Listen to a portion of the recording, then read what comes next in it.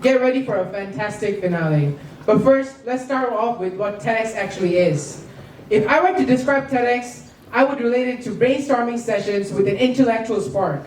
These events are organized independently and spotlight speakers who delve into a diverse range of subjects, spanning from scientific research to the entertaining art of cat juggling.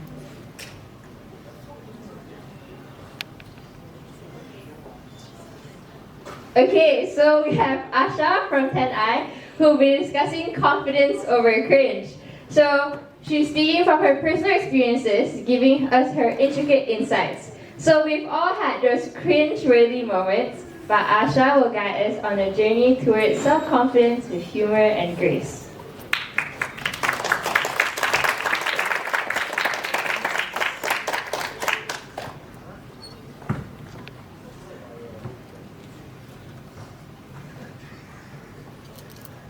Hello everyone, I'm Asha Nagarajan and today I'm going to be talking about confidence over cringe.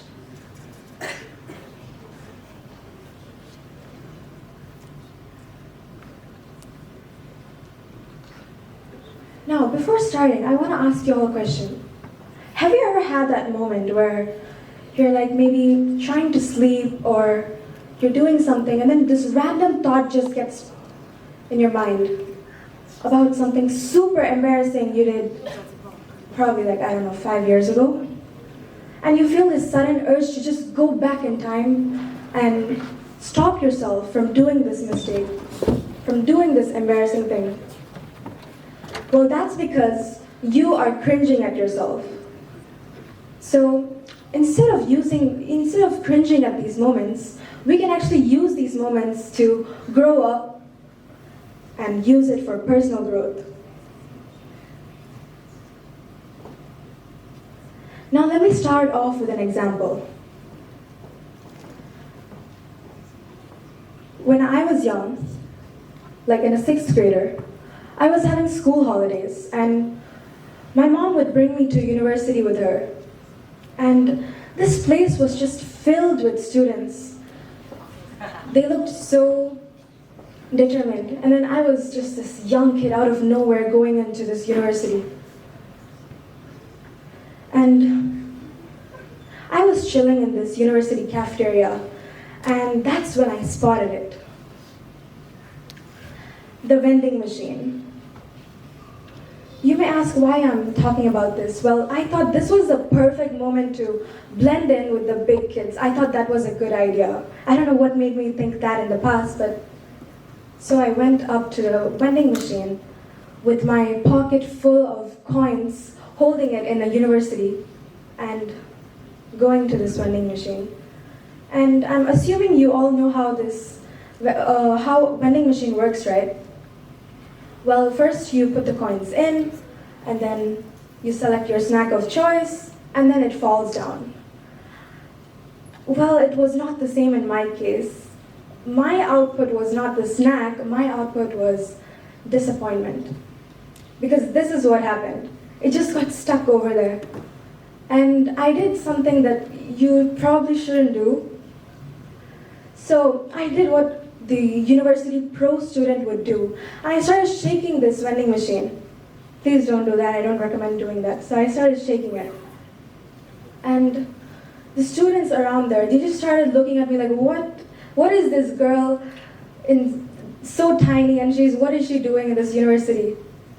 Why has a snack machine summoned a 6th grade technician? And I had to think on my feet. I had to think in the moment. So I was like muttering things like, oh, this is just a classical force the error. So I started shaking it. But the embarrassing part was that it started beeping so loudly that everyone started looking at me. Like, what happened to the snack machine which just turned into a musical instrument? And that was really embarrassing. But today, when I think about it, these are just stories that, when you think about it, it's just a matter of growth. And even these cringy situations are what helps you in growing. Now, let's talk about what cringe is.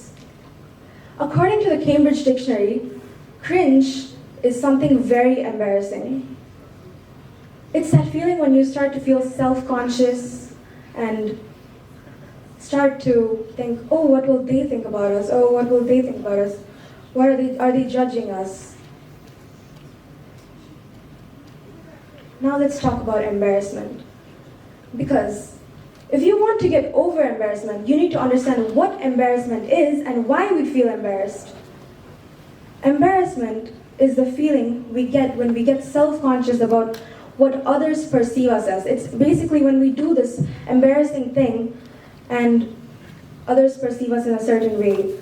It's when we want to be perceived in a certain way, but they perceive us as something else due to some action that we did. And it's all because of our fear of judgment and social rejection. So our fear of judgment leads to social anxiety, and social anxiety leaves us feeling embarrassed. But what you have to know is that it's only embarrassing if you feel embarrassment, because embarrassment is a mindset. It's a choice. You can choose not to be embarrassed, or you can choose to be embarrassed.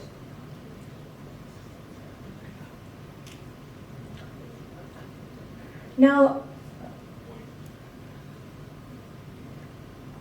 before moving on, I would like to ask you all a question. Have you all if you have never done something embarrassing or awkward or have never been labeled as cringe, I want you to raise your hand up. Yeah.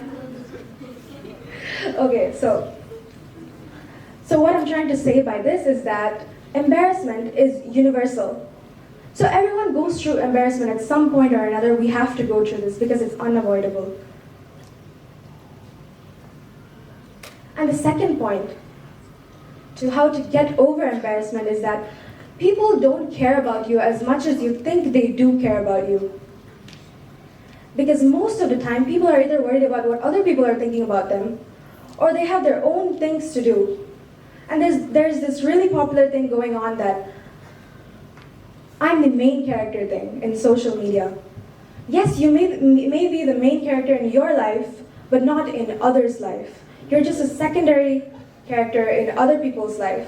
I'm not saying this to invalidate your feelings or belittle you, but that's the truth. And what you have to realize is that even though others may judge you in a certain way, opinions are not the same as facts, and their perception of you is not factual. It doesn't have to be factual. For example, if someone calls you a durian, do you become a durian? No, right? So it's the same thing.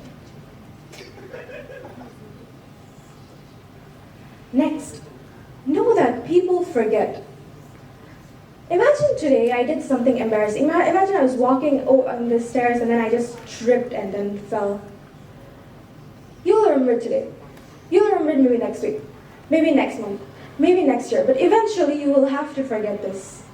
And you will forget. And most of the time it's just you who remembers your embarrassing moments than others. And people do not care about you as much as you think that they do. The fourth step is learn to laugh at yourself. If you're the first person to laugh at yourself, people will laugh with you, not at you. So when you do laugh at yourself, you're just showing that you're human and you're vulnerable and you're open to making mistakes. And that's the beauty of it. Because no one is perfect and imperfections are beauty. And I'll just share this story of mine, which I will not share if I was the same person I was a few years ago. So remember back in COVID, we were all having online classes? So during that time, we were having assembly in online class, and the whole secondary school was there. And I was there too. And if you know me, I like singing, so I was actually singing during the assembly without knowing that my mic was on for like 5 minutes straight. And I just came back to realize that my mic was on and people told me that it was on. And then they were like, keep singing, keep singing. And I checked Instagram and people were posting all about me, but not in a mean way, but that's what happens. So learn to laugh at yourselves, because when I come back and tell this today, it's not something that it's a part of my growth. So learn to laugh at yourself.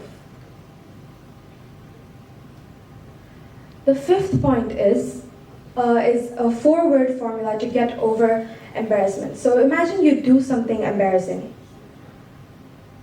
Ask yourself these 2 things. So what and what's next? You trip and fall down, so what? You pour something on yourself in public, so what? You answer something wrong during a class discussion, so what? And then what's next? What's next puts you in a state of mind where you're not just stuck in this situation, but you're willing to move forward. And you all know, do you guys know this cliche quote? Be yourself. Everyone tells you to be you. They keep telling you, be yourself. And when we do be ourselves, we get judged for it. So this is the side of the quote that you don't see. And if we keep encouraging people to be something and judge them for it, it may affect them, especially young ones.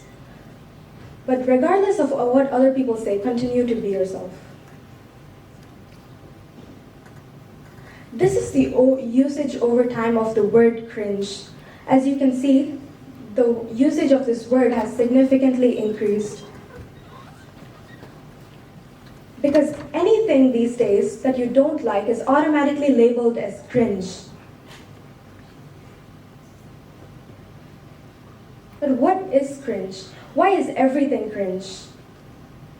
You know those people who authentically be themselves and they get labeled as cringe for it?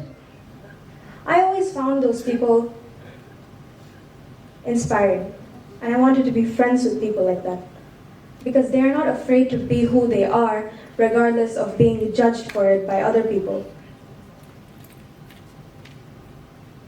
And the thing we have to realize about this is that if we don't let people be authentic and label them as cringe, it can affect them. And who I'm talking about here is the younger ones. Because young kids don't have skin as thick as us.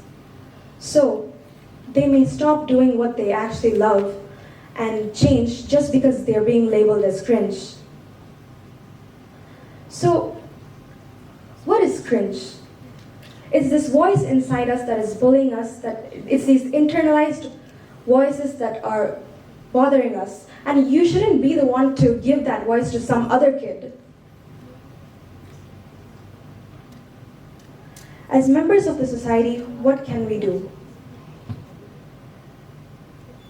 We should be careful about what we're saying, how we're labeling other people, and especially the younger ones, because we are Gen Z, and there is a generation after us called Gen Alpha, and we can't simply just label them and stop their way of growing.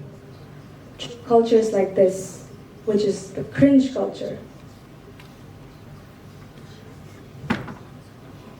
This is what happens when you put your opinions and judgments to young kids. They can't take it. They can't handle it. So watch what you're saying.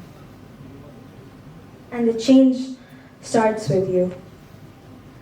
And there's this place that you're in right now, and there's a destination that you want to be.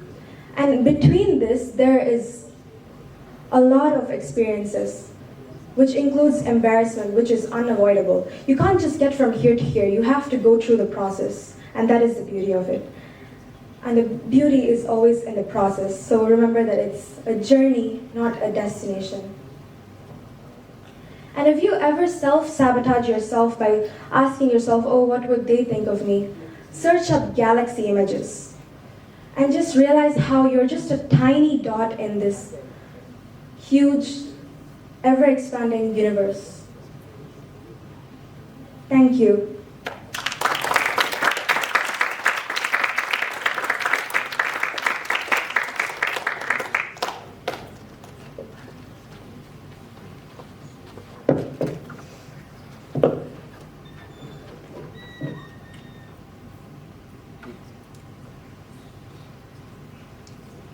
That was a great speech. Personally, I think we should learn to embrace the cringe. Anyways, next up, we have Chantal Tan from TEDx.